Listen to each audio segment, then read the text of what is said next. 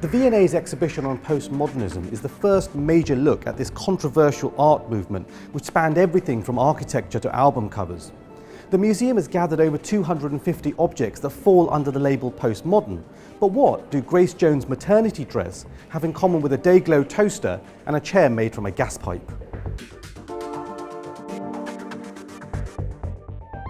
What are the kind of key principles or tenets of postmodernism? First of all, a reaction to the orthodoxy of modernism. So it's a reaction against a singular narrative and a monotheistic position in design and architecture. A sense that modernism had reached a point of becoming kind of fossilized in the late 60s, early 70s, that it had become the language of, say, approved architecture for corporation and state.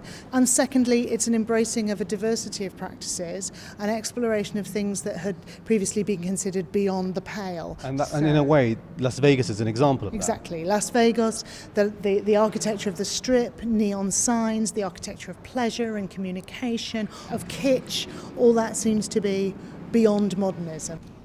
We start in the early 1970s, in fact in the late 60s, when we look at how people like Venturi and Scott Brown and other designers who are interested in a kind of counterculture in design and architecture at that period find their way forward from modernist practice.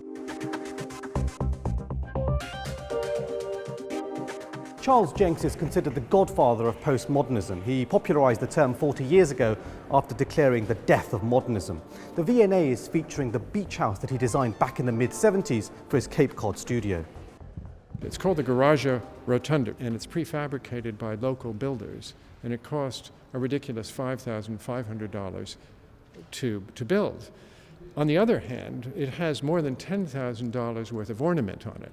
It is customized in terms of its 10 different shades of blue. You actually date the end of modernism and therefore, I guess, the birth of postmodernism. What happened and why do you think that event was so significant? Well, I thought that the blowing up of Pruitt-Igoe, which was a modern housing estate that won all these awards in the 50s and 60s based on Le Corbusier's work, when it was blown up, it was not working for the inhabitants. So the mayor of St. Louis said, well, if we can't improve it, let's blow it up. So I said it ended in 1972, and I made up a time. I said, architecture is dead at 3:32 p.m. when it was blown up.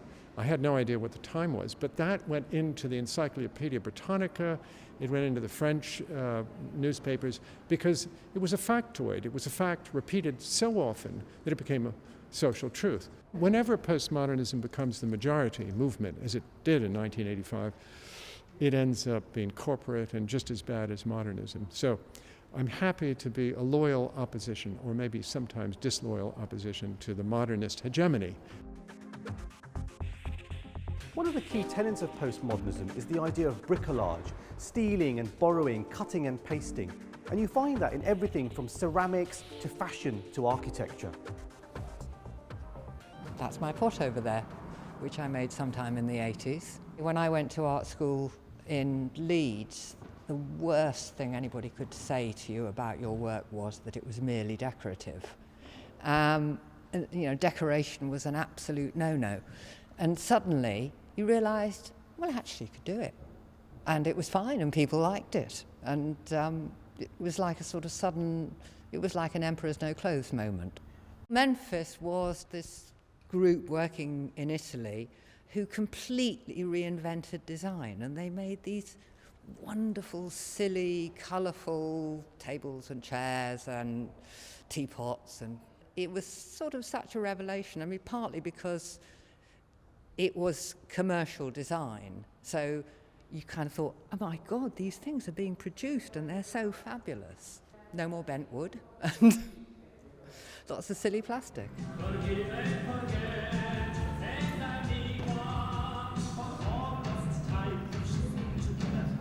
So we're in the performance room and there's costumes by Grace Jones, Talking Heads, Annie Lennox. I mean, what makes them postmodern? Well, postmodernism in a way culminates in the act of performance. So if you think about music video during this period, you think about choreography, like the dancers that are standing behind us. Really, postmodernism is all about adopting a pose. We say striking a pose, little nod of the head to Madonna there. And really it's about the idea that the way that you act, the way you dress, the way you talk, the way you paint your face, that in a way is you. This is a postmodern idea of wearing what you wear on the surface actually being your identity. So in the case of New Order, for example, we're looking at Peter Saville, and he's a very interesting graphic designer that uses this almost fine art-like approach of appropriating, or stealing, you could say, an existing image, like a 19th century painting, and putting it on the cover of an album because it seems like the most appropriate gesture. And in fact, the exhibition ends with this amazing video that was directed by Robert Longo, better known as Fine Artist. But this video is this kind of barrage of images, a few images of the band, but mostly taken from all over New York, everywhere. And it's a kind of complete postmodern vision. Well, I suppose I'm struck by the fact that why these particular artists, because in a way all pop music is appropriating and cannibalizing the past, isn't it? These days, all pop music is cannibalistic, but I think postmodernism really invented that in a new way. Would Lady Gaga's meat dress fit into this? Totally. You wouldn't have Lady Gaga without Grace Jones. You know, I think Lady Gaga, in many ways, like a lot of us, is a completely postmodern person, and she's still mining the techniques that were developed in the 1970s and 1980s. In many ways, this show is informed by ideas that hadn't existed before the 1970s and 1980s. And is that why the shop is also in, the directions for the shop are in pink neon in the same way as all the other things are? Yeah, we always call the shop for this exhibition the Fourth Gallery, because in a way postmodernism ends up being a story about commercialism and a story about commodities.